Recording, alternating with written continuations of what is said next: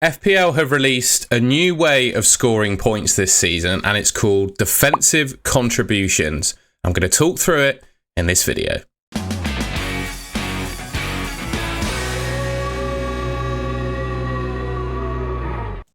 So what does this actually mean then? Well, it means you get points for defensive actions, and it applies to all positions. So defenders, you get 2 points. It's a maximum of 2 across all positions. You can only score 2 points for this. But if a defender makes 10, combination of 10 blocks, tackles, interceptions, and clearances, they score 2 points. So they could be 10 blocks, nothing else, 5 tackles, 5 blocks, whatever. It doesn't matter how they add together. As long as they make 10, combined of each of those categories, you get 2 points. In midfielders and forwards, they've added recoveries. So in addition to blocks, tackles, interceptions, clearances, if you get recoveries as well, for a total of 12, there's 12 defensive actions, you score 2 points as a midfielder. They're capped at 2, but I think that's enough. I think that's enough to potentially make players last season that you wouldn't have considered FPL options into genuinely pickable players in the game. And FPL themselves on their website have released a list already of how many points, or the top scoring players from this new point scoring rule.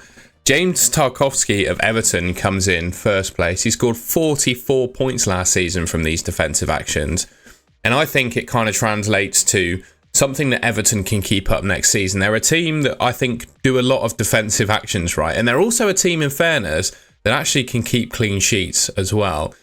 And it pulls me onto the general point around this rule, and specifically the players and positions that it could impact. I think specifically it impacts cheaper defenders. So previously, if you're looking to pick an Everton defender, for example, you're probably looking at Mykolenko because he offers more attacking threat than Tarkowski does. I think that's a pretty natural thought process, right? But now, if Tarkowski can score 44 points across a season for these defensive actions, and he probably plays more minutes, you'd value a defender in order to score these points. You'd value a defender that plays the most minutes, right? Someone who's pretty much guaranteed to play 90 minutes every game. And Tarkowski, I think, is one of those defenders. And that probably tips the balance of him potentially versus Mykolenko, I would say. Just fingers crossed that Tarkowski is still priced at $4.5 million this season. Another player which isn't in this list who I think should do quite well and is probably just off it, probably Konsa of Aston Villa as well. He just plays every game for 90 minutes. We'll probably get a fair few defensive actions as well. You see the rest of the players here: Moises Caicedo, Bednarek, Howson, Murillo, Elliot Anderson of Forest, João Gomez, Idrissa Gueye, Wout Faes and Christian Norgard. All these players, they're good for tackles and defensive actions. There's one player that doesn't appear on this list that I think is particularly interesting. I don't necessarily think this rule means that you would want to pick a centre defensive midfielder.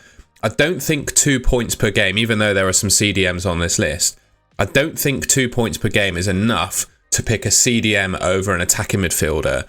But there is one player that sprung to mind that didn't play in the Premier League last season with his knee injury, and that's Rodri.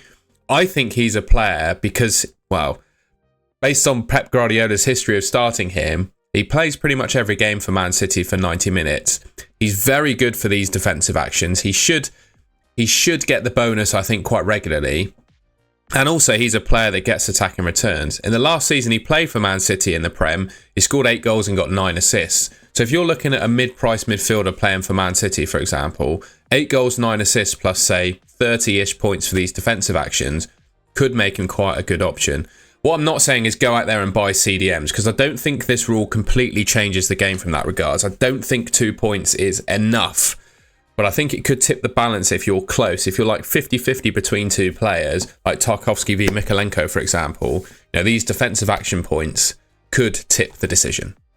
All right, well, that's the end of the video. I just try to get this out quickly. We got a new rule. I tried to react to it quickly. I might make a video on stats of players, in a bit more detail than just total points they scored last season, and players I predict to do really well for these defensive action points. But I just thought I'd get a video out there explaining the rules. If you enjoyed the video, please leave me a like rating. Let me know in the comments what you think of the new rule and whether you're going to pick some new players as a result of it. And yeah, subscribe to the Goal and Goal channel, which should be just here on your screen if you haven't already. Cheers. Thank you very much for watching. I'll catch you in my next video.